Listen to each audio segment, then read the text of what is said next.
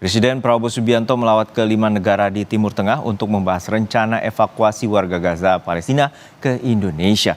Presiden menyebut siap mengevakuasi 1.000 warga Gaza dalam gelombang pertama dan akan mengirimkan pesawat. Presiden Prabowo Subianto berencana mengevakuasi 1.000 warga Gaza ke Indonesia. Dalam lawatannya ke negara Timur Tengah, Prabowo bilang akan melawat ke 5 negara untuk meminta dukungan mengenai rencana evakuasi 1.000 warga Gaza Palestina ke Indonesia. Presiden akan mengutus Menteri Luar Negeri untuk berdiskusi dengan pemerintah Palestina terkait rencana evakuasi. Menurut Prabowo, siapapun boleh dievakuasi, pemerintah Indonesia akan siapkan pesawat untuk mengangkut 1.000 warga Gaza untuk gelombang pertama. Nantinya, jika pemulihan telah selesai dilakukan, para warga Gaza tersebut akan kembali dipulangkan ke Palestina.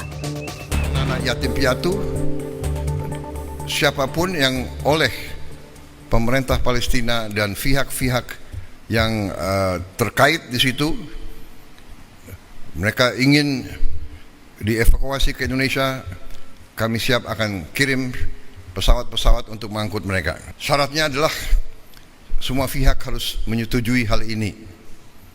Kedua, mereka di sini hanya sementara sampai mereka pulih sehat kembali, dan pada saat mereka pulih sehat kembali, kondisi di Gaza sudah memungkinkan, mereka harus kembali ke daerah mereka asal. Sementara menurut Ketua Presidium Medical Emergency Rescue Committee atau MERSI Indonesia untuk Gaza, Hadiki Habib bilang mengapresiasi langkah Presiden Prabowo, namun soal evakuasi warga Gaza harus memperhatikan poin apa saja yang pemerintah akan lakukan.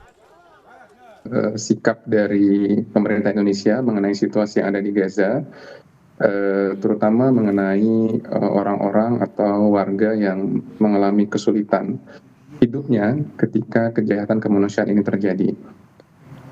Dan kita juga lihat bahwa selama perang di Gaza sejak tahun 2023 sampai saat ini, ketika terjadi peperangan dan masyarakat itu mengalami pengusiran ke daerah selatan, dan ketika terjadi gencatan senjata, itu masyarakat berbondong-bondong untuk kembali ke wilayahnya. Jadi memang mereka adalah orang-orang yang menyadari hak dasarnya, yaitu hak untuk hidup di kampung halamannya sendiri.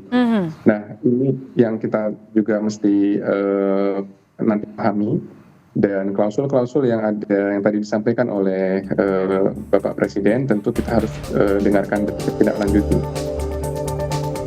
Hingga 9 April, lebih dari 50.000 warga Gaza Palestina tewas sejak serangan Israel dilancarkan 7 Oktober 2023. Sementara korban terluka terus berjatuhan, bahkan banyak diantaranya merupakan anak-anak. Sejak 18 Maret, militer Israel menolak melanjutkan gencatan senjata yang sempat berlangsung selama 2 bulan. Serangan demi serangan menghujani Gaza. Tim Liputan, Kompas TV.